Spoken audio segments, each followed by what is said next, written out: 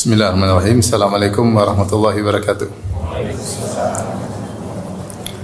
Alhamdulillahi ala ihsani wa syukru lahu ala taufiqihi wa amtinani. Asyhadu an la ilaha illallah wahdahu la syarika lahu ta'ziman li sya'ni wa asyhadu anna Muhammadan abduhu wa rasuluhu da'ila ridwani.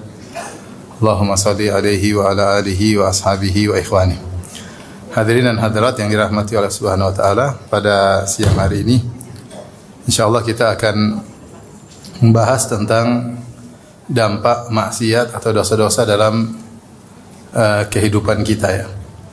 Dan saya akan membacakan dari kitab Ad-Da' wad-Dawa atau Al-Jawabul Kafi karya Al-Imam Ibnu Qayyim rahimahullahu taala. Beliau membuat suatu fasal yang sangat luar biasa. Judulnya Faslun min adraril ma'asi lil 'abdi fi dinihi wa dunyahu wa akhiratihi. Di antara bahayanya maksiat-maksiat terhadap hamba, yaitu kemudaratan yang akan menimpa hamba terkait dengan agamanya, terkait dengan dunianya dan juga akhiratnya. Sampai Ibnul Wazir dalam kitabnya Al-Awasim wal Qawasim memuji fasal ini ya. Ulama lain memuji fasal yang dibuat oleh Ibnul Qayyim ini. Beliau berkata, "Wa min ahsani man jama'a fi dzalik." Dan di antara yang paling bagus dalam mengumpulkan dampak-dampak maksiat adalah Ibnu Qayyim al-Jauziyah, tilmidu Syekhul Islam Ibnu Taimiyah. Itu Ibnu Qayyim al-Jauziyah, muridnya Syekh Islam Taimiyah. Wa minhu istamadda, dan Ibnu Qayyim mengambil dari Ibnu Taimiyah. Wa dzalika fi kitabin lahu sammahu al-Jawab al-Kafi. Yaitu dalam kitabnya yang beliau beri judul Al-Jawabul Kafi. Farahimahullahu, semoga Allah merahmati Ibnu Qayyim. Laqad jawwada fi zajr anil ma'asi wa ajada wa abda. Sungguh beliau telah bagus dalam memberi peringatan akan bahayanya maksiat dan telah baik serta telah inovatif dalam menjelaskan ya. Wa afada wa amta, beliau memberikan faedah dan luar biasa menyenangkan ya. Faedah yang disampaikan. Wa jaa bima lam yusbaq ila mithlihi, dan beliau mendatangkan faedah-faedah yang belum ada seorang ulama pun sebelumnya mendatangkan faedah-faedah seperti dalam kitab tersebut.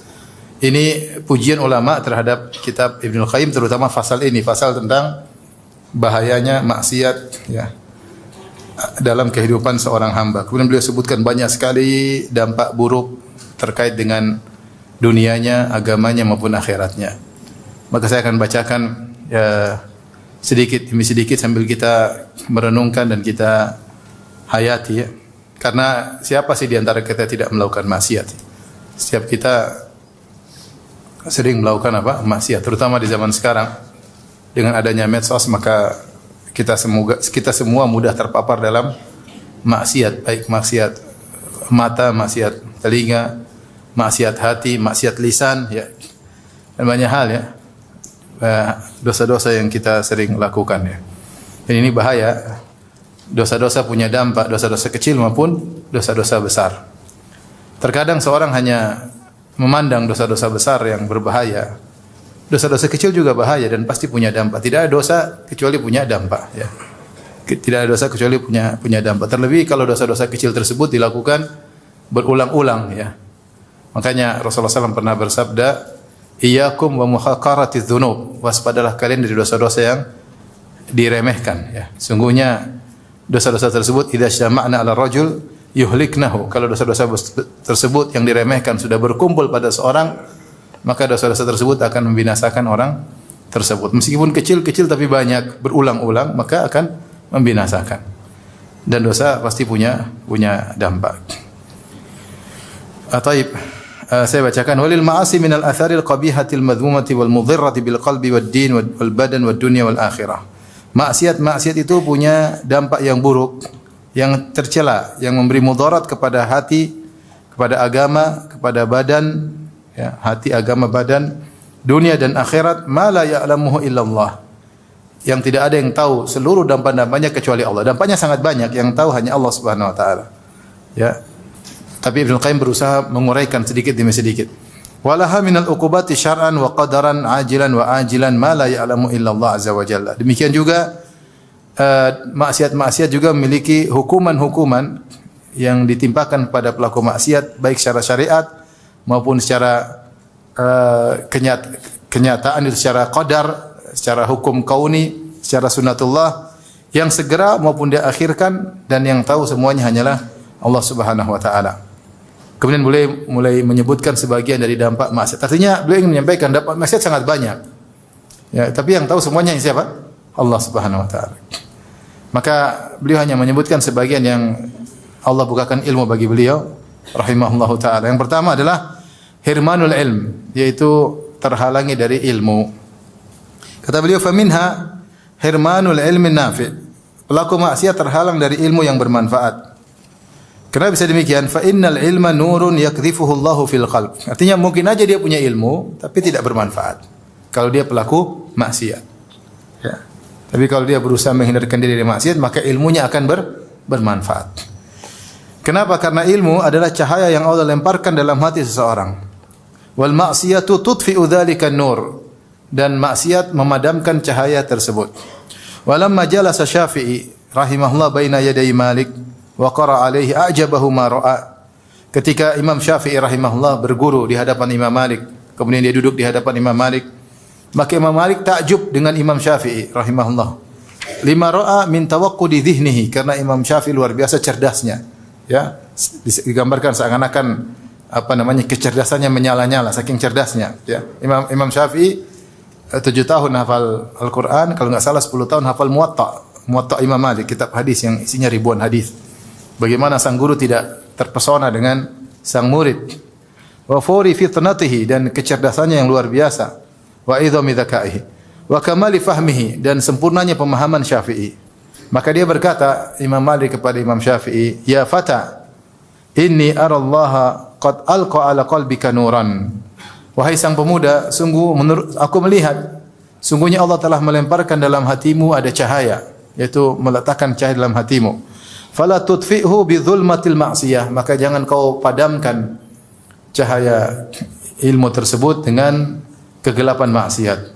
Fatabqa fi dzulmati yauma yas'a ahlul ilmi fi nuri ilmihim, maka kau akan terjebak dalam kegelapan tersebut hari di mana para penuntut ilmu, para ahli ilmu sedang berusaha berada di cahaya ilmu mereka.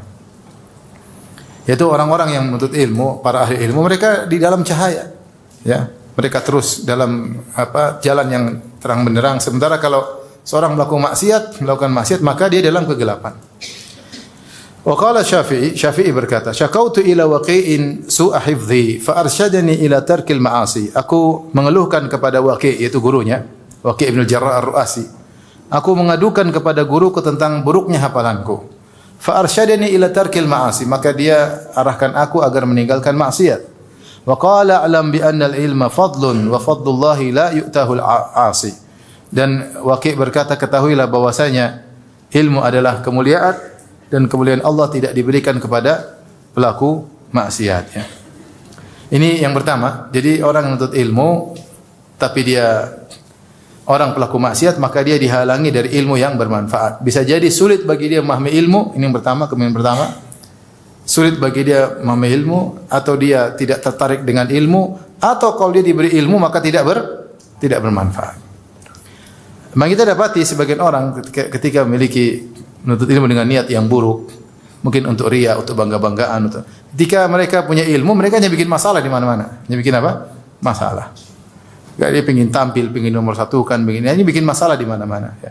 Ini contoh bahwasanya ilmu yang dia pelajari tidak bermanfaat, bahkan menjadi bumerang yang akan menyerangnya pada hari kiamat kelak. Taib. Yang kedua, di antara dampak bermaksiat hirmanu rizq, terhalangi dari rezeki. Wa minha kata Ibnu Al-Qayyim rahimahullah taala hirmanu rizq, pelaku maksiat terhalangi dari rezeki.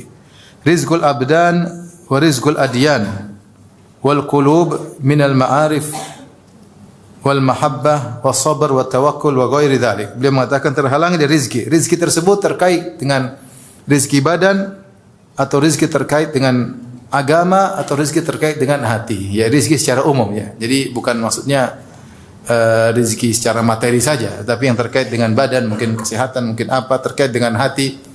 Ya seperti al-ma'arif, ma'rifat kepada Allah menjadi terhalang baginya. Kemudian juga terlepas darinya kesabaran, dia tidak sabar. Kemudian dia tidak tawakal kepada Allah Subhanahu wa taala. Dan dalam Musnad Imam Ahmad dari Nabi sallallahu alaihi wasallam, beliau bersabda, "Innal 'abda la yuhramur rizqa bidzambi yusibuhu." Sungguhnya seorang terhalangi dari rizki gara-gara dosa yang dia lakukan. Hadis ini secara sanad dia lemah tetapi maknanya benar, ya. Karena kata Ibnu Qayyim setelah itu, wa kama anna taqwallahi majlabatur rizq, sebagaimana bertakwa sebab datangnya rizki, maka meninggalkan ketakwaan sebab datangnya kemiskinan. Ya, famastujliba rizqullahi bimithli ta'atihi wa tarki ma'siyatihi.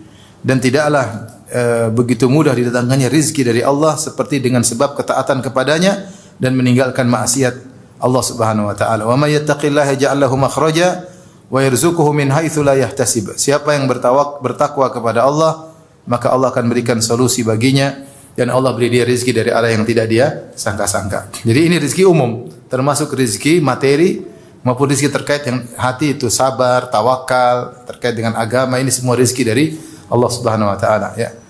Maka di antaranya sabar, ya. Makanya dalam hadis kata Rasulullah sallallahu alaihi wasallam, "Wa ma utiya ahadun ata'an ausa."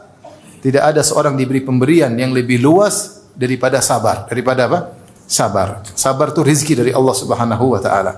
Jika seorang sering bermaksiat, maka bisa jadi rezeki tersebut terhalang darinya. Oleh karenanya, kalau kita sudah berusaha, ternyata rezeki secara materi tidak dapat, ya. Kemudian kehidupan semakin seret, ya. Kemudian kita tidak sabar, ini biasanya karena tidak takwa. Ini tidak takwa. Kurang takwa. Dan di antara ciri orang yang bertakwa, dia diberi rezeki dari arah yang tidak dia sangka-sangka. Rezeki ada dua, ada rezeki yang kita persangkakan dan ada rezeki yang tidak kita persangkakan. Kalau seorang bertakwa, dia diberi rezeki dari arah yang dia sangka dan diberi rezeki dari arah yang tidak dia sangka. Rezeki itu banyak, ya. Ismail tahu dapat rezeki anak soleh, dapat rezeki yang jomblo, dapat rezeki istri soleha. Kalau dapat rezeki kebahagiaan, dapat rezeki ilmu, banyak rezeki, ya. Semakin bertakwa, semakin sering diberi rezeki dari arah yang tidak disangka-sangka. Karena itu janji Allah Subhanahu wa taala. Taib, yang berikut yang ketiga, al-wahsyatu fi qalbil 'asi bainahu wa bainallah. Ada kesenjangan bagi pelaku maksiat, dia mendapatkan hukuman berupa merasa kesenjangan, yaitu merasa keterasingan antara dia dengan Allah Subhanahu wa taala. Wa minha, kata Ibnu Qayyim, di antara dampak maksiat, wahsyatun yajiduha al-'asi fi qalbihi bainahu wa bainallah. Ada kesenjangan atau ada keterasingan yang didapati oleh pelaku maksiat dalam hatinya antara dia dengan Allah Subhanahu wa taala. La tuwazinuha wahsyatun. Tidak ada keterasingan yang paling menderita seperti keterasingan ini. Wala tuqarinuha ladzatun aslan, dan ini tidak bisa dibandingkan dengan kelezatan manapun. Mau dikasih kelezatan apapun, tapi kalau seorang hatinya merasa terasing dari Allah Subhanahu wa taala, sungguhnya dia menderita. Bahkan kata Ibnu Qayyim rahimahullah taala, walau ijtama'at lahu ladzatud dunya bi asriha lam tafi bitilkal wahsyah. Seandainya seluruh kelezatan dunia dia dapatkan, kekayaan, jabatan, makanan, wanita, semuanya dia, harta dia miliki, tapi ternyata ada keterasingan hatinya dari Allah, maka tidak bisa menambal keterasingan tersebut. Wa hadza amrun la yuhissu bi illa man fi qalbi hayatun. Namun hal ini tidak bisa dirasakan kecuali orang yang hatinya masih hidup. Kalau hatinya masih hidup, dia tahu ketika dia bermaksiat, dia merasa ada kesenjangan antara dia dengan Allah Subhanahu wa taala. Dia kayak ingin menjauh dari Rabb. Dia ingin menjauh dari Allah, dia tidak merasa nyaman dengan Allah Subhanahu wa taala. Dan ini kesengsaraan yang dia rasakan dalam hatinya. Berbeda kalau orang hatinya sudah mati, kata Ibnu Qayyim, wa ma li jurhin bimayyitin wa ma li jurhi bimayyitin ilamun. Adapun mayat kalau dilukai maka dia tidak merasa sakit. Artinya hati yang sudah mati dia tidak merasakan. Tapi orang kalau masih ada iman, kemudian dia terjerumus dalam maksiat, dia pasti merasakan hal tersebut. Ada keterasingan, ketidaknyamanan, kekhawatiran, ketakutan. Ya, tidak ingin dekat dengan Allah. Mau dekat dengan Allah ragu-ragu, ya. Tidak ada kelezatan dalam beribadah. Mau ke masjid aja enggak enak, mau ikut pengajian enggak enak. Dia ada keterasingan luar biasa antara dia dengan Allah Subhanahu wa taala akibat maksiat yang dia lakukan. Maka beliau berkata, "Falau lam yatrukil aqilu adh-dhunuba illa hadara min wuqu'i tilkal wahsyah wa wuqu'iha baina wa baina Allah lakana al-aqilu hariyan bitarkiha." Seandainya seorang berakal mengerti, sadar bahwasanya kalau seandainya maksiat sebabnya cuma menimbulkan akibat ini saja, cuma menimbulkan akibat membuat dia tidak nyaman dengan Allah Subhanahu wa taala, maka sudah cukup dia harusnya meninggalkan apa? Maksiat. Dia tidak merasa nyaman dengan Allah Subhanahu wa taala. Baik. Yang berikutnya yang berapa? 4. Al-wahsyatu fi qalbil 'asi baina wa bainan nas. Kemudian ketidaknyamanan itu juga, keterasingan itu juga dia rasakan antara dia dengan manusia, terutama orang yang bertakwa. Dia tidak nyaman duduk sama orang bertakwa, dia merasa tidak nyaman, tidak tentram, ya, karena maksiat yang bergejolak dalam dirinya. Kata Ibnu Qayyim, "Minha al-wahsyatu allati tahsulu lahu bainahu wa bainan nas." Ya, keterasingan, kesenjangan hati yang dirasakan antara dia dengan orang-orang. Wala siyama ahlul khairi minhum, terutama orang-orang saleh di antara mereka. Fa innal 'asiya yajidu wahsyatan bainahu wa bainahum. Pelaku maksiat merasakan adanya kesenjangan antara dia dengan orang-orang saleh tersebut. Kenapa? Limunafaratil qulub. Karena hati mereka tidak sinkron antara hati-hati orang saleh dengan hati orang yang tidak saleh. Fa inna qalbal 'asi la yalta'imu ma'a qalbit ta'i lima bainahu minal bu'di.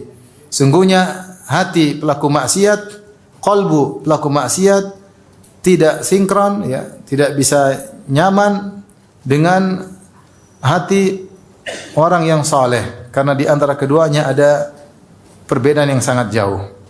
Wa kullama qawiyat tilkal wahsyatu ba'uda minhum. Semakin besar kesenjangan tersebut, itu semakin dia sering bermaksiat, maka dia semakin enggak nyaman duduk dengan mereka, wa min mujalasatihim, dan tidak nyaman bermajelis dengan mereka. Karena tidak nyambung, satu bicara ketakwaan, satu bicara akhirat, sementara dia kecenderungan ingin maksiat. Wa hurima barakatul intifa'i bihim, dan akhirnya dia terhalangi dari mendapatkan keberkahan, mendapatkan manfaat dari orang-orang saleh, ya. Ini di antara dampak dari maksiat. Kemudian Ibnu Qayyim berkata, wa qaruba min hizbi syaitan biqadri ma ba'uda min hizbir rahman. Dan dia semakin dekat dengan golongan syaitan sebagaimana dia semakin jauh dari golongan Allah Subhanahu wa taala, dari hizbullah, hizbur rahman.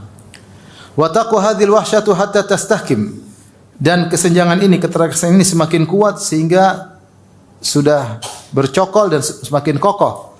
Fataqa'u bainahu wa baina imra'ati wa waladihi. Bahkan itu bukan cuma kepada orang lain, kesenjangan tersebut. Bahkan kesenjangan tersebut terjadi antara dia dengan istrinya, antara dia dengan anaknya, wa aqaribihi. Ada ketidaknyamanan antara dia dengan kerabat-kerabatnya. Bahkan wa bainahu wa bain nafsihi, bahkan dia tidak nyaman dengan jiwanya sendiri. Fastarahu mustawhishan min nafsihi. Kalau dia berdapat diri, dia merasa tidak nyaman dengan dirinya sendiri, tidak nyaman dengan dirinya sendiri. Ini jika kegelapan, wahsyah, kesenjangan, keterasingan itu semakin kuat, dia merasakan dampaknya bahkan hubungan dia dengan istri dan anak-anaknya. Wa qala al-Fudail bin Iyad, berkata Fudail bin Iyad rahimahullah taala, "Inni la a'sillaha fa'arifu dzalika fi khuluqi himari wa khadimi wa imra'ati wa qaribati." Sungguhnya aku bermaksiat kepada Allah dan aku melihat dampak maksiat tersebut pada perangai tungganganku, yaitu himarku, keledaiku, dan aku lihat pada perangai pembantuku, istriku, dan kerabatku. Hal ini disebutkan oleh Ibnu Abi Dunya dan Abu Nuaim dari Fudail bin Iyad. Baik. Jadi maksiat menyebabkan hubungan tidak nyaman, ya. Tidak nyaman sama orang saleh, tidak nyaman duduk sama mereka, maunya duduk sama orang pelaku maksiat, ya, gelisah.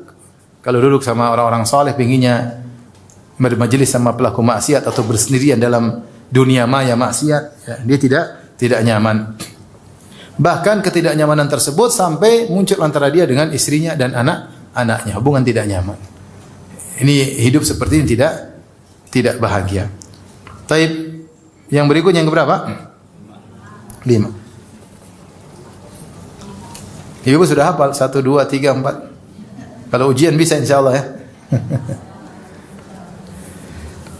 Insyaallah enggak lulus. Yang berikut yang kelima, ta'sirul umur. Pelaku maksiat urusan menjadi ruwet, menjadi susah. Wa minha, di antara dampak maksiat, ta'siru umuril asi. Pelaku maksiat urusannya menjadi susah alaihi. Fala yatawajjahu li amrin illa yajiduhu mughlaqan dunahu. Tidaklah dia melakukan satu kegiatan kecuali tertutup pintunya. Au muta'assiran alaihi.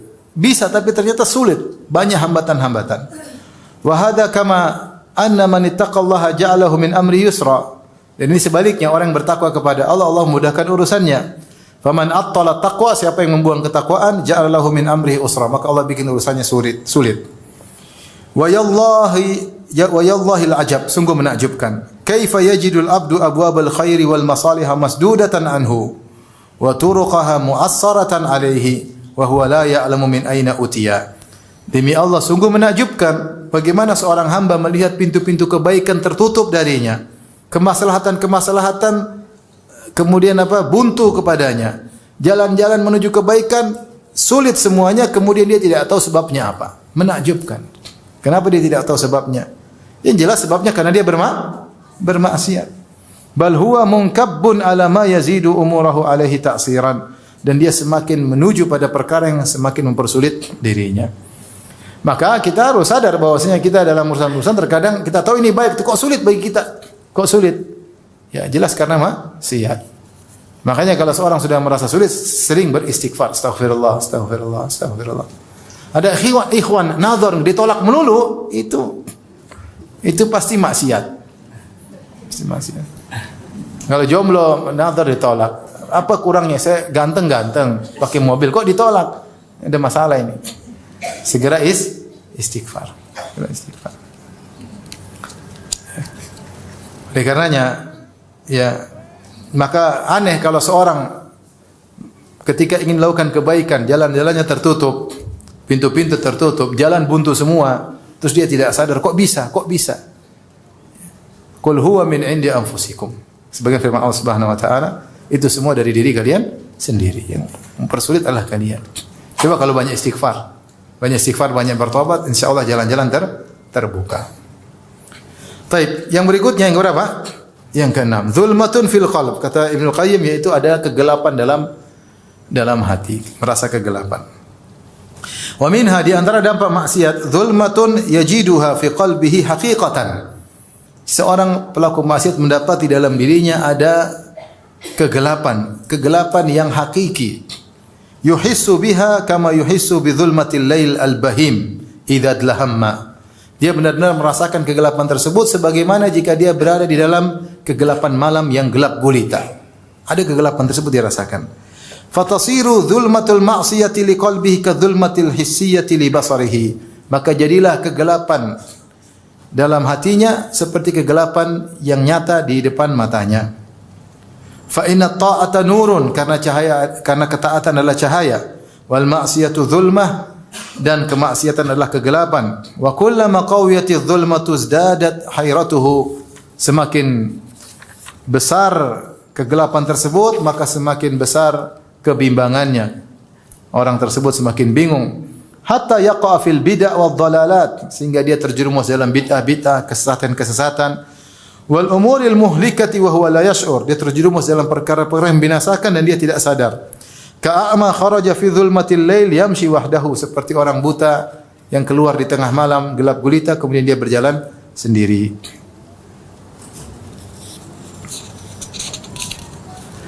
Baik, beliau mengatakan bahwasanya bahaya orang tua maksiat, akhirnya dadanya menjadi gelap, hatinya menjadi gelap. Kalau sudah gelap dia sulit membedakan mana yang baik dan mana yang buruk. Ada kecenderungan sehingga dia cenderung melakukan bid'ah, cenderung melakukan kesesatan, cenderung mengikuti hawa nafsunya, sehingga terjerumus dalam hal yang membinasakannya dan dia dalam kondisi tidak sadar. Baik. Berikutnya, di antara sebab atau dampak maksiat yang berapa? Yang ketujuh, wahnul qalbi wal badan, membuat lemah hati dan badan. Hati menjadi lemah, badan juga menjadi lemah. Wa minha anna al-ma'asi tuhinul qalba wal badan. Maksiat menjadikan hati menjadi lemah dan badan juga menjadi lemah. Amma wahnuha lil qalbi fa amrun zahir. Adapun membuat hati menjadi lemah maka perkara sangat jelas. La yakadu yakhfa ala ahadin. Tidak seorang pun yang tidak tahu akan hal ini. Bal la tazalu tuhinu hatta tuzila hayatahu bil kulliyah wa tudhhibal imana minhu jumlatan. Ya, bahkan terus-menerus maksiat melemahkan hatinya sampai menghilangkan kehidupan hatinya, lemah sehingga mati. Ya, kemudian iman lepas dari dirinya. Yaitu orang kalau tukang maksiat mulai suudzon pada Allah, mulai tidak sabar, mulai berprasangka buruk kepada Allah Subhanahu wa taala, mulai malas beribadah, mulai tidak tertarik baca Al-Qur'an, terus lemah sampai mati. Kalau udah mati berarti udah kafir. Makanya disebut al-ma'asi baridul kufur atau maksiat adzunub dzambun baridul kufur, bahwasanya maksiat itu pengantar kepada kekufuran. Karena setiap bermaksiat hatinya lemah. Kalau tidak ditolong oleh Allah Subhanahu wa taala, tidak kembali kepada Allah, bisa mati hatinya. Kemudian Ibnu Qayyim menjelaskan kalau masalah hati menjadi lemah gara-gara maksiat jelas. Sekarang bagaimana penjelasan bahwasanya badan juga melemah gara-gara maksiat. Wa amma wahnuha lil badan. Adapun maksiat menjadikan lemah badan, fa innal mu'mina quwwatuhu min qalbihi. Karena seorang mukmin kekuatannya dari hatinya. Wa kullama qawiya qalbuhu qawiya badanuhu. Semakin kuat hatinya semakin kuat jasadnya. Wa amal fajir. Adapun fajir, fa innahu wa in kana qawiyal badan. Adapun fajir meskipun badannya kuat, fa huwa adhafu syai'in indal haja ilaihi. Tapi badannya tersebut menjadi sangat lemah ketika dia membutuhkan badannya tersebut. Fatakhunuhu quwwatuhu, maka kekuatan badannya akan berkhianat kepadanya. Ahwa jama yakunu ila nafsi, ketika dia sedang membutuhkan kekuatannya. Wa ta'ammal quwwata abdani Faris war Rum. Perhatikan tentang kekuatan Romawi dan Persia. Siapa yang ragu dengan kekuatan mereka? Orang-orang Eropa, tubuh besar-besar, tinggi-tinggi, kuat. Kaifa khanathum ahwaja ma kanu ilai. Bagaimana kekuatan mereka berkhianat kepada mereka ketika mereka sangat membutuhkan kekuatan badan tersebut. Wa qaharahum ahlul iman bi quwwati qulubihim. Mereka kalah dengan ahlul iman, para sahabat yang mereka mungkin makannya sedikit, badannya tidak sebesar orang-orang Romawi, tetapi hati mereka kuat. Ma'anna abnanahum kanat dhaifah, padahal para sahabat badan mereka lemah. Kalau kita lihat bagaimana kisah Khalid bin Walid berperang melawan orang Romawi dan Persia, berlipat-lipat jumlah mereka, berlipat-lipat ganda. Ya, tetapi bagaimana Khalid bin Walid bisa mengalahkan mereka? Kenapa? Karena kekuatan hati mereka. Sementara makan mereka terbatas, badan mereka lemah. Wa khuyuluhum dhaifah, kuda-kuda mereka juga lemah. Kaum muslimin. Wa uddatuhum dhaifah, persenjataan mereka juga lemah. Wa inna ma qaharuhum bi quwwati imanihim wa qulubihim. Namun para sahabat bisa mengalahkan mereka dengan apa? Kekuatan iman mereka. Maka ini bukan, sekarang kan Ibnu Qayyim mengatakan bukan omong kosong. Kalau orang hatinya kuat, dia bisa mengalahkan fisik yang kuat. Meskipun fisik dia mungkin lemah, tapi dengan kekuatan hati yang kuat, fisiknya menjadi kuat untuk mengalahkan secara kasat mata fisik musuh lebih kuat, namun bisa kalah. Dia sebutkan contohnya seperti ini. Ya, para sahabat jalan jauh, bayangkan. Pergi ke negeri Romawi, ratusan kilo, bahkan ribuan kilo, 1000 kilo lebih mereka berjalan. Bawa perbekalan yang seadanya, kuda-kuda yang sudah mungkin keletihan, kemudian jumlah yang sedikit, kemudian sampai di negeri musuh, melawan musuh yang berlipat ganda, ternyata sahabat menang. Apa yang buat mereka menang? Hati mereka yang apa? Yang kuat. Secara fisik mereka menang, mereka perang secara fisik. Ya, dan mereka menang. Ya. Makanya ketika Khalid bin Walid ditanya, "Siapa? Kau datang dengan siapa?" Kata Khalid bin Walid, "Saya datang dengan kaum yang mencintai kematian sebagaimana kalian mencintai kehidupan." Subhanallah. Kata saya datang dengan kaum yang mencintai kematian sebagaimana kalian mencintai apa? Kehidupan. Repot lawan dengan musuh seperti ini. Repot. Ya, akhirnya kalah mereka. Jadi benar bahwasanya iman yang kuat membuat tubuh juga menjadi apa? Menjadi kuat ya. Dan saya sudah sampaikan tadi dalam pengajian, lihat kita dapati para ulama kita ya. Mereka bukan olahragawan, tapi mereka kuat. Kadang mereka ke sana kemari, kemudian sampai dipanjangkan umur oleh Allah Subhanahu wa taala. Mungkin mereka tidak pikun. Luar biasa ya. Allah beri apa? Kekuatan apa? Hati mereka apa? Hati mereka kuat. Sehingga diberi kekuatan badan oleh Allah Subhanahu wa taala. Yang berikutnya, yang keberapa? Yang ke-8. Hirmanut ta'ah. Pelaku maksiat terhalangi dari ketaatan. Gara-gara dia bermaksiat, dia tidak melakukan ketaatan. Wa min hirmanut ta'ah, falau lam yakun lidzambi uqubatun illa annahu yufawwitu ala fa'ilihi ta'atan aw ta'atin yuhmadu aqibatuha wa tanfa'uhu ahwaja ma yakunu ilaiha. Ya. Kalau seandainya tidak ada dampak buruk dari maksiat kecuali maksiat tersebut membuat dia terhalangi dari melakukan ketaatan. Kadang satu ketaatan, kadang ketaatan yang banyak, yaitu efek domino. Gara-gara satu maksiat ini dia terhalangi satu ketaatan, akhirnya berlanjut ketaatan-ketaatan yang lain juga terhalangi. Seandainya waktu misalnya gampang, seorang nonton film Korea. Film Korea berapa menit biasanya? Saya ingin tahu. Film Korea berapa menit? Berapa menit? Jangan pura-pura tidak tahu. Film Korea berapa menit? 60 menit. Taruhlah 60 menit ya. 60 menit dia duduk nonton Korea. Seandainya dia gunakan untuk baca Quran, tentu ada dia terhalangi dari maksiat, terhalangi dari ketaatan. Gara-gara nonton apa? Maksiat. 1 jam hilang, seandainya digunakan untuk ketaatan, maka ini sudah cukup seorang hendaknya meninggalkan maksiat. Karena dengan maksiat tersebut dia terhalangi dari ketaatan yang harusnya dia bisa dilakukan di waktu tersebut. Yang jadi masalah, ketaatan yang terhalangi darinya terkadang bukan satu ketaatan, tapi ada efek domino. Ada ketaatan-ketaatan lain yang akhirnya terhalangi gara-gara satu maksiat ini.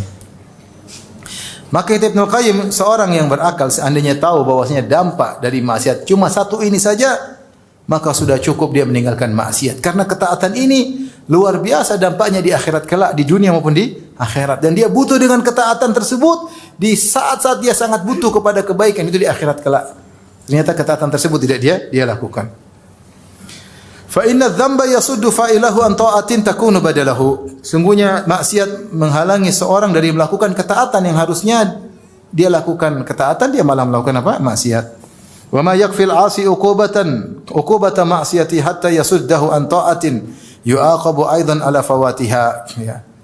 Sungguh sudah cukuplah bagi seorang pelaku maksiat, dia melakukan maksiat maka dia dihukum ya, selain terhalangi dari ketaatan, dia juga dikasih hukuman akibat tidak melakukan ketaatan tersebut.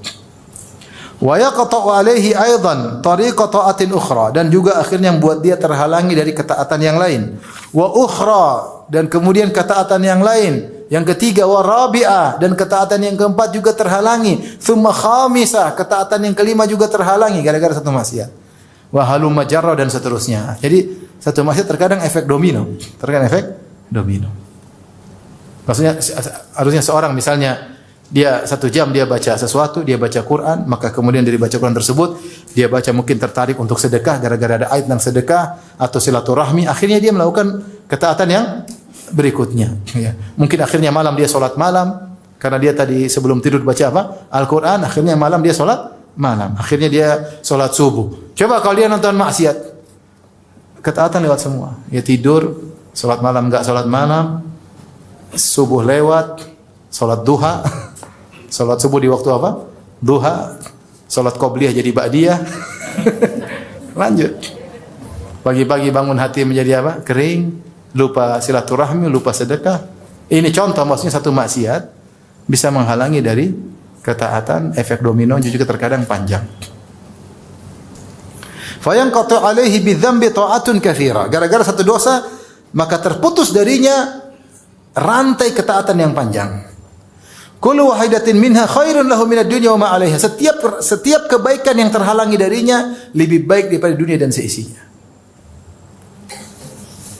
Gara-gara nonton film Korea, dia tidak salat malam. Salat malam ini lebih baik daripada dunia dan seisinya. Yang dia lakukan mungkin setengah jam, 1/4 jam, 1 jam, lebih baik daripada dunia dan seluruh isinya. Salat subuh di masjid, salat qobliyah subuh yang dia lakukan akhirnya terhalangi. Yang kedua qobliyah subuh ini lebih baik daripada dunia dan seisinya. Apalagi salat subuh berjamaah. Apalagi zikir setelah subuh, zikir setelah subuh, kemudian dia salat duha. Semua lewat gara-gara tadi malam dia bermaksiat. Betapa banyak ganjaran yang hilang darinya. Fayafutuhu al-ajr ma'a hamli al-wizr, maka pahala luput darinya dan dia harus memikul dosa. Wa tatadha'afu fi haqqihi al-uqubah. Wa hadza karajulin, dan kemudian hukuman semakin bertumpuk padanya. Wa hadza karajulin akala aklatan aujabat lahu maradatan tawilatan mana'atu min iddati akalatin atyaba minha. Ini gambarannya sederhana kata Ibnu Qayyim, seperti seorang makan suatu racun bikin dia sakit. Gara-gara dia sakit dia enggak bisa makan yang enak-enak, yang baik-baik sekian lama. Kira-kira seperti itu. Ketika dia bermaksiat, terhalang dari banyak kebaikan-kebaikan yang lain. Intinya dia jadi terhalangi. Allah bikin dia terhalangi dari kebaikan-kebaikan yang lain gara-gara satu maksiat yang dia lakukan. Bagaimana kalau berbagai macam maksiat?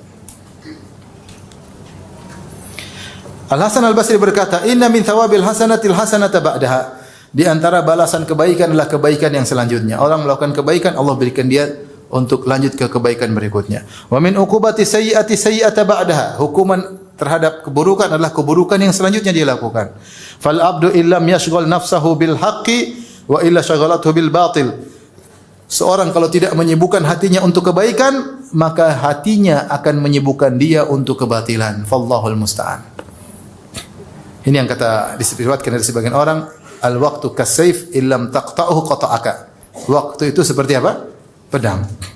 Kalau kau tidak patahkan pedang tersebut yang akan menebasmu. Artinya waktu kalau kau tidak gunakan untuk kebaikan, maka kau bisa gunakan dia untuk apa? Keburukan. Dia akan menjebakmu untuk melakukan kemaksiatan.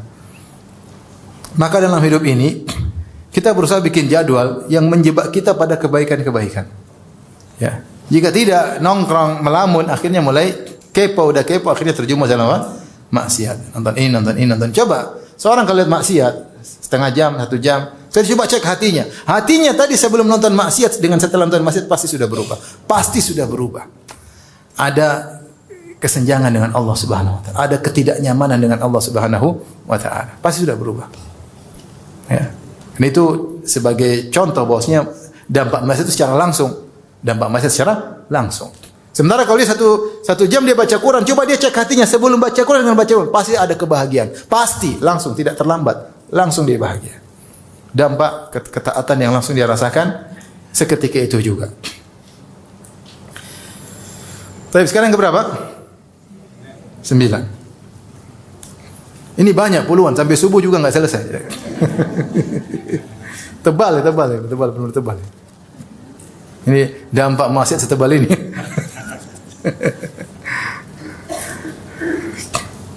Baik, yang berikutnya yang ke-9. Qisarul umur wa mahqu barakatihi. Pendek umur dan dihilangkan keberkahan umur. Wa minha, kata Ibnu Qayyim, di antara dampak maksiat, annal ma'asi tuqassirul umur wa tamhaqu barakatahu. Maksiat memendekkan umur dan menghilangkan keberkahannya. Wala budda, dan pasti. Fa innal birra wat taqwa kama yazidu fil umur fal ma'siyatu wal fujur tuqassirul umur. Sebagaimana kebajikan dan ketakwaan menambah umur dan maksiat, maka maksiat dan kefajiran mengurangi umur. Wa qad ikhtalafa an-nasu fi hadzal mawdi'. Para ulama telah berselisih apa maksudnya maksiat mengurangi umur.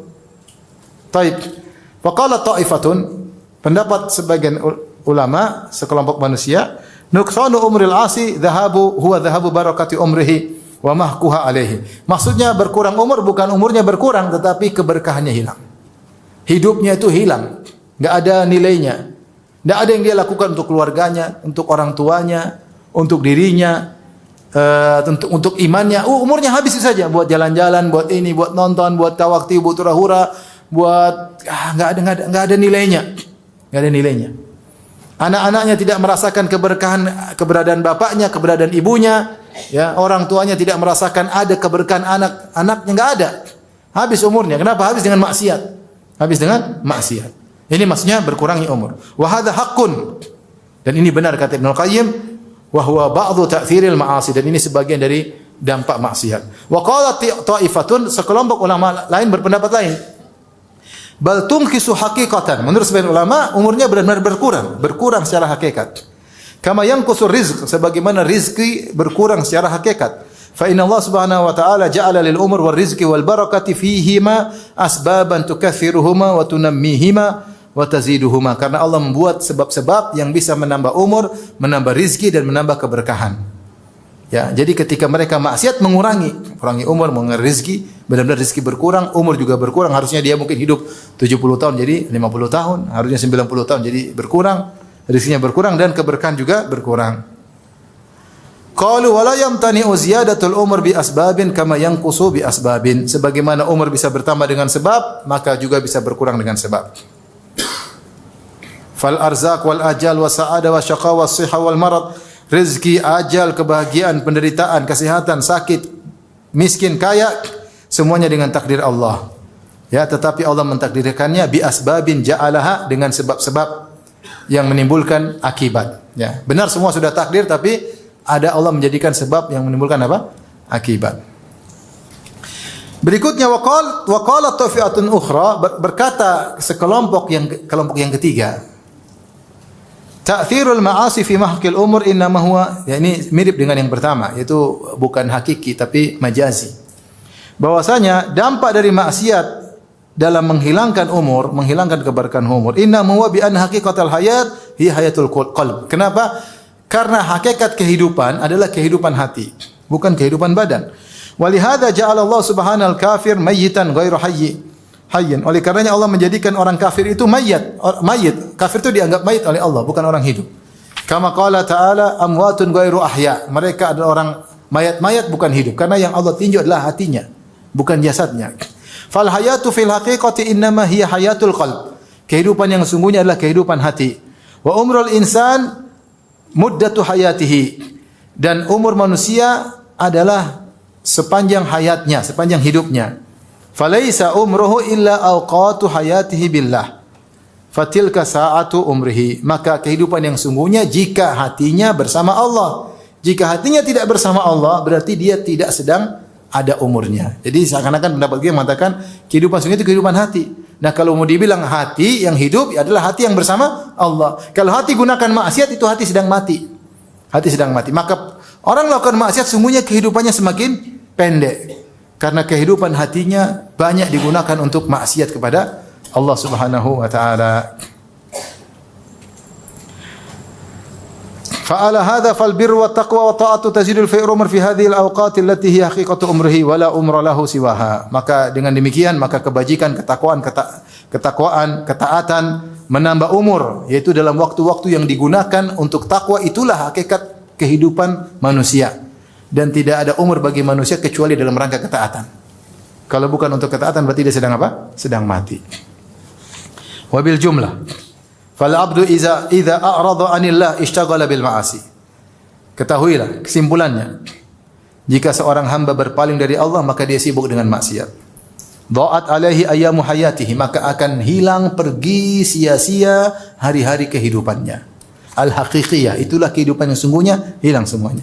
Allati yajidu ghibba idha'atiha yauma yaqul ya laitani qaddamtu li hayati. Yang hari-hari yang hilang tersebut dia akan merasakan dampak buruknya pada hari kiamat kelak tatkala dia berkata ya laitani qaddamtu li hayati, seandainya dulu aku beramal soleh ketika di dunia.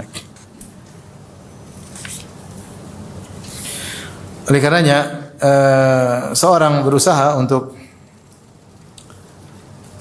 menghemat-hemat umurnya untuk ketakwaan kepada Allah Subhanahu wa taala. Jika umurnya habis buat kemaksiatan, maka sungguhnya dia telah mengurangi kehidupan yang hakiki. Karena kehidupan yang hakiki adalah kehidupan hati bersama Allah Subhanahu wa taala. Maka di sini kita renungkan ikhwan, sudah betapa banyak umur yang sudah kita buang. Terlalu banyak. Terlalu banyak umur yang kita buang tidak ada manfaatnya. Itu bukan kehidupan yang sungguhnya. Ini masalahnya medsos zaman sekarang. Medsos. Terlalu banyak musim-musim di zaman kita ini. Musim politik, musim artis, musim ini. Terlalu banyak. Akhirnya kita melihat yang tidak perlu, akhirnya kita melihat maksiat, akhirnya kita komentar. Setiap hari kita buang umur kita, ya. Kita istilahnya browsing, ya. Kita berpindah dari satu klip ke klip berikutnya. Akhirnya kita buang umur kita, ya. Hanya kita nanti sesali pada hari kiamat kelak. Baik, yang berikutnya yang keberapa? 10. Wa minha al-ma'asi tuwallidu amsalaha. Maksiat itu menimbulkan maksiat-maksiat yang sepertinya. Wa minha anal ma'asi tazra'u fil qulubi amsalaha. Sungguhnya maksiat yang dilakukan oleh seorang hamba menanamkan dalam hati hamba maksiat-maksiat yang semisalnya. Wa yuwallidu ba'daha ba'dan. Sebagian maksiat melahirkan sebagian maksiat yang lain. Hatta ya'sur 'alal 'abdi mufaraqatuha, sampai sulit bagi seorang hamba untuk meninggalkan maksiat tersebut. Wal khuruju minha, dan sulit dia keluar dari maksiat tersebut. Maksudnya sudah kecanduan. Dia sudah tertawan oleh maksiat tersebut. Dia jadi tawanan. Ya. Dia tidak bisa keluar dari maksiat tersebut karena maksiat sudah bertumpuk dan saling munculkan satu dengan yang lainnya. Wa yashulu 'alaihi muqarafatuha wal wuqu'u fiha, dan sebaliknya yang buat dia semakin mudah melakukan maksiat tersebut. Kama qala ba'dhu salaf, sebagaimana perkataan sebagian salaf, inna min uqubati sayyi'ati as-sayyi'ata ba'daha. Sungguhnya di antara hukuman maksiat adalah maksiat yang berikutnya. Wa inna min thawabil hasanati al-hasanata ba'daha. Di antara balasan kebajikan adalah kebajikan selanjutnya. Fal abdu idza amila hasanatan. Ini dampak maksiat. Karena kamu kalau maksiat bukan itu saja yang kau lakukan, pasti giring maksiat yang lain. Sederhananya orang kalau musik, emang musik aja yang dia maksiatin. Banyak, udah musik pasti ya disco-disco, kemudian niru-niru orang-orang kafir, kemudian sama cewek-cewek, kemudian syahwat, kemudian teler, kemudian bisa terjun pada zina dan yang lainnya, narkoba dan yang lain. Ya tidak? Ya. Dan itu ya, sering sekali artis-artis seperti itu, sering sekali. Ya. Mereka buat senang orang, mereka sendiri tidak senang, tidak bahagia. Akhirnya narkoba, keluarga berantakan, ya. Tidak ada kebahagiaan, gonta-ganti pasangan dan seperti itu, ya. Khamar, ya. Zina. Fal abdu idza amila hasanatan qalat ukhra ila janibiha. Jika seorang hamba melakukan kebaikan, maka kebaikan lain di sisinya berkata, ha ana hasanatun fa'malni aidan. Saya juga kebaikan, lakukan dong kebaikan tersebut. Ini dampak melakukan kebaikan. Jika melakukan kebaikan, kebaikan lain memanggil dia, saya juga kebaikan, lakukan dong. Fa idza amilaha qalat ukhra. Kalau dia melakukan kebaikan yang berikutnya, kebaikan yang lain juga ngomong, i'malni, lakukanlah aku juga. Wa thalithatan wa rabi'atan kadzalik. Kemudian kebaikan yang ketiga, kebaikan yang keempat dan seterusnya, wa halum majarra. Fatadha'afa ribah, maka keuntungan yang didapatkan pahala berlipat ganda. Wa tazayyadatil khairatu wal hasanat, maka kebaikannya bertumpuk-tumpuk, kebaikannya bertambah-tambah. Namun sebaliknya, wa kadzalika janibu sayyiati aidan. Demikian juga sisi keburukan. Ya. Hatta tasiru at-ta'at wal ma'asi hayatin rasikhatin wa sifatin lazimatin wa malakatin thabitatin. Falau attala aman enggak? Falau attala al-muhsin ta'ala daqat alaihi nafsuhu. Kata beliau Ibnu Qayyim rahimahullah taala, bahwasanya ketika seorang melakukan kebaikan itu akan bertumpuk-tumpuk sehingga menjadi suatu kondisi yang kokoh dan sifat yang melazimi. Demikian pula keburukan. Kita melakukan maksiat yang satu, maksiat yang lain mengatakan saya juga maksiat. Kenapa kau tidak lakukan? Maksiat juga melakukan, saya juga maksiat. Kenapa kau tidak melakukan? Kenapa kau hanya melakukan maksiat yang itu? Saya juga dong. Akhirnya bertumpuk-tumpuk maksiat yang satu dengan yang lainnya, ya. Aman ya kalau enggak ganti? Aman ya? Sampai Ibnu Qayyim mengatakan, perhatikan di sini. Sampai kalau seorang yang baik dia meninggalkan satu kebajikan atau dia meninggalkan kebajikan, la dhaqat alaihi nafsuhu, maka dia merasa sesak, kenapa saya tidak melakukan kebaikan? Artinya dia sudah kecanduan apa? Kebaikan. Dia hari ini tidak salat malam, dia aduh, kenapa saya tidak salat malam? Kenapa tadi sudah alarm bunyi tapi saya tidur lagi? Ya. Kenapa saya tidak berbuat baik sama dia? Kenapa saya tidak bersedekah hari ini? Kenapa saya tidak salat duha hari ini? Kenapa hari ini saya tidak baca Quran? Dia merasa sesak dirinya. Ya. Wa dhaqat aila ardu bima rahubat. Ya. Dia merasa bumi yang luas ini terasa sempit baginya ketika sudah terbiasa melakukan kebajikan, kemudian dia tidak melakukannya. Wa ahassa min nafsi bi annahu kal huti idza faraqa al ma. Dan dia merasa dirinya seperti ikan sudah jika lepas dari air. Sudah sulit hidup ini, ikan tanpa air susah. Hatta yu'awidaha, sampai dia kembali kepada air tersebut. Fataskunu nafsuhu wa taqarru ainuhu. Kalau dia sudah melakukan kebajikan lagi, maka dia tentram lagi, tenang lagi, seperti ikan yang dikembalikan ke air. Sebaliknya, Lau attala al-mujrimul ma'siyata wa aqbala at-ta'a la dhaqat alaihi nafsuhu. Kalau pelaku maksiat yang sudah terbiasa melakukan maksiat, ketika diajak melakukan ketaatan, maka dirinya menjadi sempit. Sulit. Mau disuruh salat berat. Wa dhaqa sadru, suruh baca Quran berat, hatinya menjadi sempit. Ayat alaihi madahibuhu, semua jalan keluar tertutup. Hatta yu'awidaha, sampai dia melakukan maksiat lagi. Hatta inna katsiran minal fusaq, perhatikan. Sampai sebanyak dari pelaku maksiat, la yuwaqi'ul ma'siyata min ghairi ladzatin yajiduha. Perhatikan ini Ibnu Qayyim perkataan indah. Wala da'iyatan ilahi illa lima yajiduhu min alam bimufaraqatiha. Sampai sebagian pelaku maksiat ketika melakukan maksiat, dia bukan karena dapat kelezatan. Sudah ada tidak ada kelezatan lagi. Cuma kalau dia tidak maksiat, dia menderita. Saya ulangi, dia maksiat sudah saking biasanya. Ini maksiat yang dilakukan bukan karena kelezatan lagi, tapi kalau dia tidak lakukan dia menderita. Ngeri. Kama sarraha bidzalika Syekhul Qaum, sebagaimana ada di antara mereka bos pelaku maksiat yang mengaku akan hal ini tukang minum bir. Dia berkata, "Wa ka'sun syaribtu ala ladzatin wa ukhra tadawaitu minha biha." Satu gelas bir saya minum untuk kelezatan, satu gelasnya lagi untuk pengobatan. Karena kalau saya tidak minum saya tersiksa. Saya tersiksa, kecanduan. Ini bukan karena kelezatan lagi, tapi karena tersiksa kalau tidak melakukan apa? Maksiat. Sama perokok, minum khamar, pecandu film yang porno misalnya, atau narkoba, ya. Apa dia bilang? Kalau tidak konsumsi narkoba mengalami apa namanya? Sakau apa? Sakau. Ya. Sakit tidak? Sakit itu. Sakit. Kasihan. Jadi dia minum narkoba bukan untuk kelezatan, tapi karena untuk menghilangkan apa? Sakau yang dia rasakan. Jadi maksiat seperti itu. Dia bukan apa, tapi harus dia lakukan. Jika tidak, dia kayak ada yang hilang.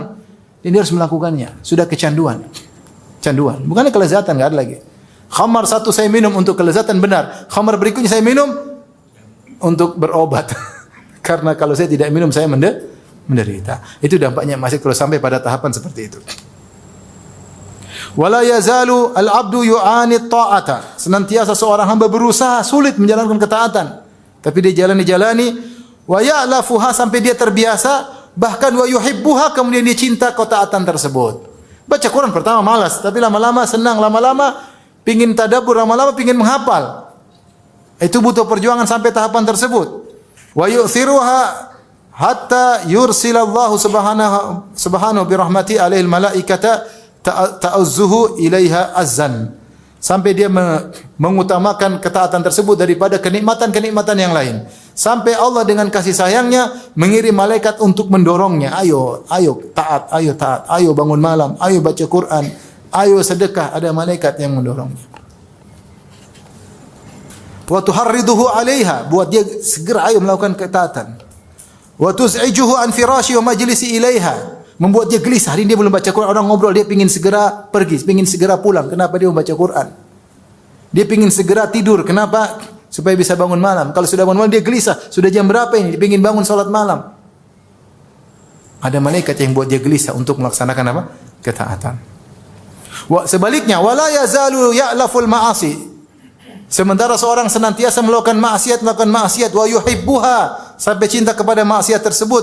Wa yu'thiruha, sampai mendahulukan maksiat atas segalanya. Dia tidak peduli apakah ini berdampak kepada istrinya, berdampak kepada anaknya, berdampak kepada ekonominya, dia tidak peduli. Apakah kesehatannya juga ditumbalkan, dia tidak peduli, karena dia sudah jatuh cinta sama maksiat tersebut, sudah kecanduan. Hatta yursilallahu alaihi syayatin fata'uzzuhu ilaihi azzan, sampai Allah kirim bagi dia setan-setan menggiring dia, buat dia gelisah untuk kalau tidak bermaksiat, sehingga dia harus bermaksiat. Fal awwalu qawwa junda ta'ah bil madad fasaru min akbari a'wanihi wal 'asi qawwa jundal ma'siyah bil madad fakanu a'wanan alaih. Baik, lanjut apa sudah? Sudah ke berapa ini? Sudah 10. Udah 10 cukup ya? Hah? Nanti lain kali ya. Gimana ibu-ibu, lanjut apa sudah?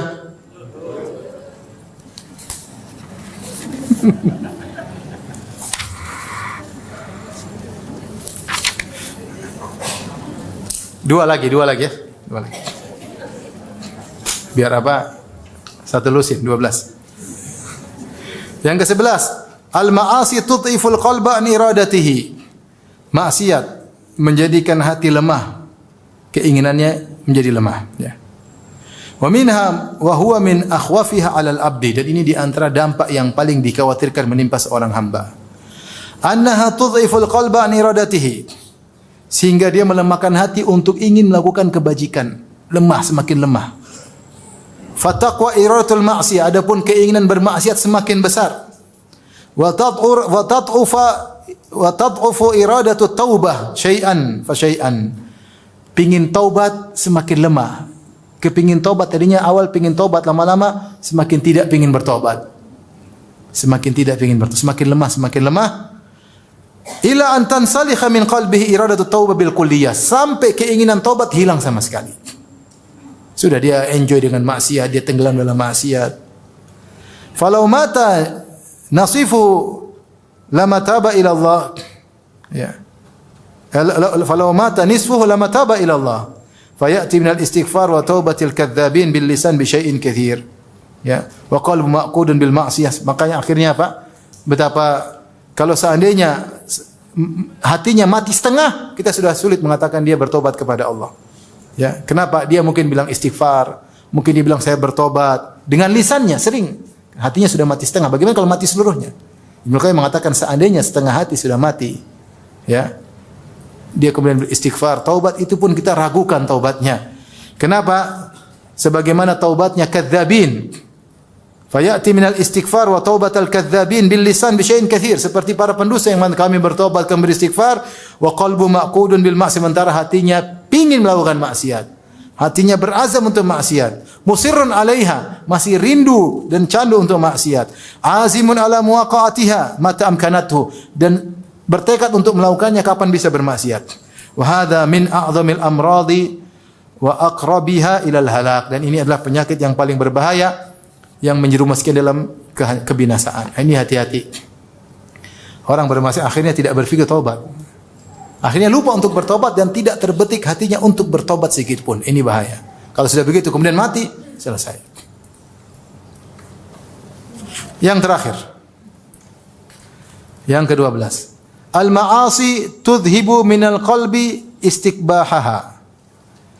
Maksiat itu menyebabkan tidak ada lagi dari hati rasa memandang maksiat itu buruk.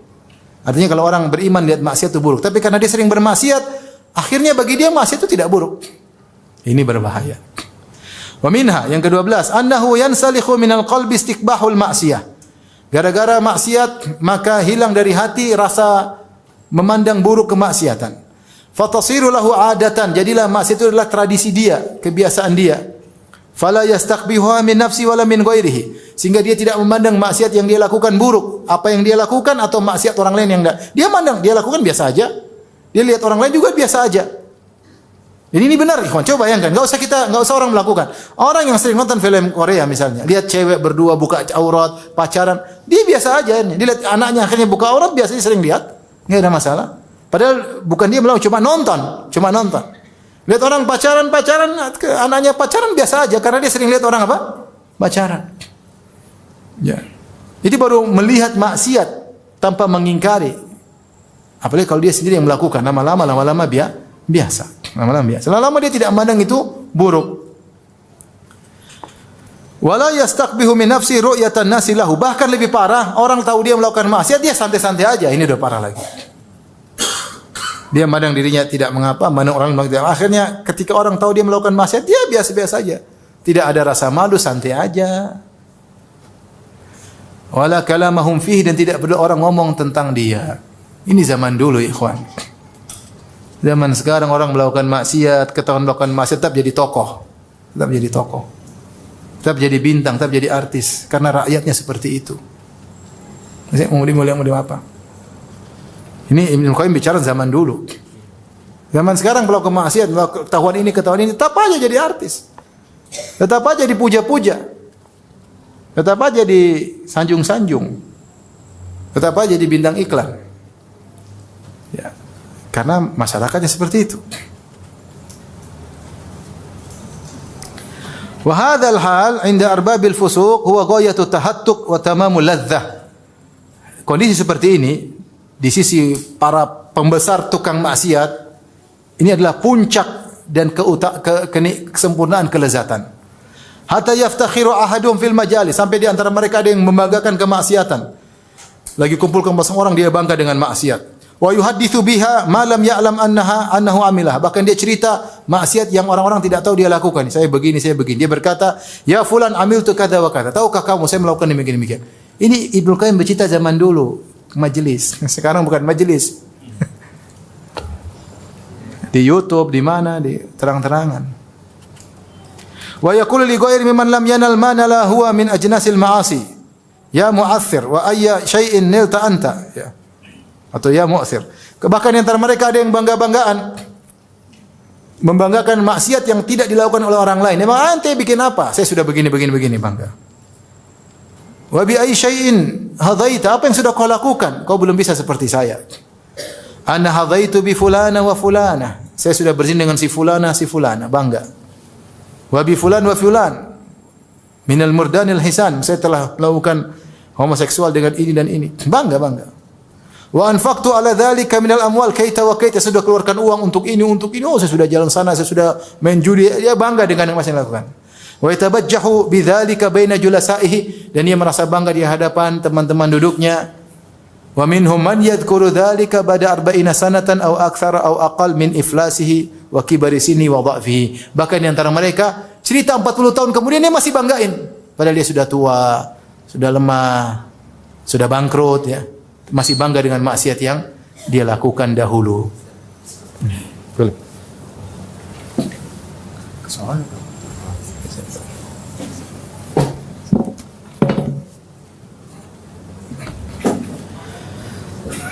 Sudah selesai, tenang aja. Jadi kalau maksiat sudah masuk dalam hati seorang, ya, maka dia bahkan bangga dengan maksiat tersebut. Hatinya sudah benar-benar rusak. Tadinya malu hilang. Tadinya memandang maksiat buruk, sudah enggak buruk lagi. Melihat orang melakukan keburukan, dia tidak menganggap buruk. Bahkan dia akhirnya membanggakan kemaksiatan yang dia lakukan. Kalau dia tidak bertobat, maka binasalah dia. Wa hadha dharbu minan nasi la yu'afawna minhu wa tusaddu alaihim tariqut taubah. Kelompok model manusia seperti ini tidak akan selamat, tidak diampuni oleh Allah. Akan tertutup darinya pintu taubat.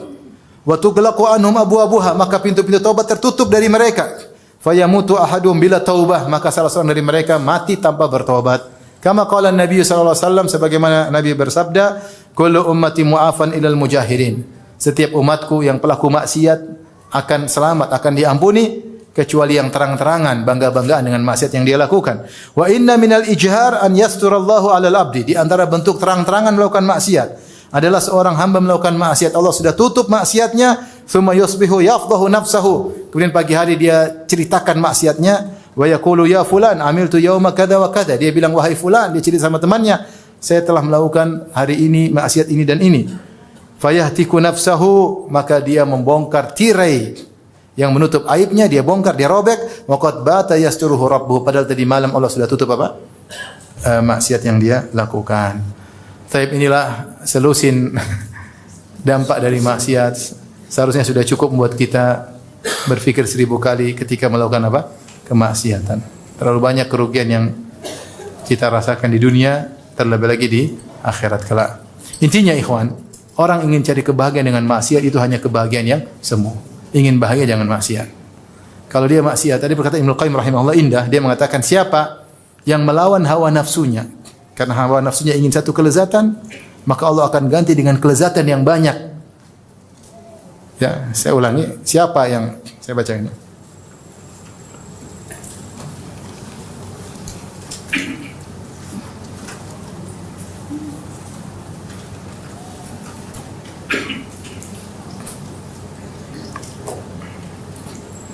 Ibnu Qayyim rahimahullah dalam Rawdatul Muhibbin berkata, mukhalafatul hawa tuqimul 'abda fi maqami man law aqsama 'ala Allah la abarrahu fayaqdi lahu min al-hawaiji adhafa ma fatahu min hawahu. Menyelisih hawa nafsu pingin kita nafsu ini pingin macam-macam, pingin nonton inilah, pingin dengar inilah, pingin merasakan ini, pingin mencicipi ini, pingin ngomong ini, banyak maksiat yang mau dilakukan oleh hawa nafsu. Maka menyelisih hawa nafsu menjadikan seorang hamba berada di kedudukan yang tinggi, yaitu man lau aqsam Allah al-abar, seorang yang kalau bersumpah sama Allah, Allah akan kabulkan sumpahnya. Fayaqdi lahu minal hawaij, maka Allah akan memenuhi kebutuhan-kebutuhannya berlipat-lipat ganda dari kesenangan hawa nafsu yang tadi dia tinggalkan. Maka jangan kita kebayangkan dengan kenikmatan sementara. Tapi saya pingin gini, ada nikmat benar setelah itu, tapi kalau kita lakukan ini, terlalu banyak kesenangan yang akan hilang. Kesenangan duniawi, belum kesenangan akhirat. Ya. Sederhananya seorang kalau misalnya dia tidak jaga pandangannya, lihat macam-macam, akhirnya apa? Akhirnya dia hidup sendiri, menderita banyak. Dia lihat cewek cantik di medsos, cewek cantik, terus mau diapain? Lihat aja, ngiler juga ngiler, mau diapain? Nggak bisa apa-apa. Akhirnya istrinya jelek, akhirnya hidup menderita sama istrinya bertahun-tahun. Akhirnya apa? Apalagi istrinya pesek misalnya, dia menderita nggak? Tadi padahal istrinya sebelumnya kelihatan mancung, kelihatan indah. Tapi gara-gara tidak menjaga pandangannya, akhirnya jadi jelek istrinya. Istri yang cantik pun bisa jadi apa? Jelek. Akhirnya yang menderita siapa? Menderita dia. Di dunia, belum di akhirat, dia yang menderita. Akhirnya dia selalu pingin lihat cewek cantik dan dia tidak pernah meraihnya. Dia tidak pernah merasakannya, tidak bisa mengicipinya, nggak bisa. Yang makanan depan dia tidak mau dia icipi karena sudah tidak ada kelezatan. Artinya ini bahayanya hawa nafsu seperti itu. Dia menghayalkan kita mendapatkan kelezatan, padahal kelezatan yang semu, kemudian akhirnya menghilangkan banyak kelezatan duniawi, belum kelezatan akhirat, belum. Kata Ibnu Qayyim, seandainya seorang melawan hawa nafsunya, ini Allah akan membuat dia kebahagiaan yang lain yang banyak. Yang banyak dia dapatkan dengan melawan hawa nafsunya. Tapi demikian saja. Subhanakallah bihamdik, asyhadu an la ilaha illa anta, astaghfiruka wa atubu ilaik. Assalamualaikum warahmatullahi wabarakatuh.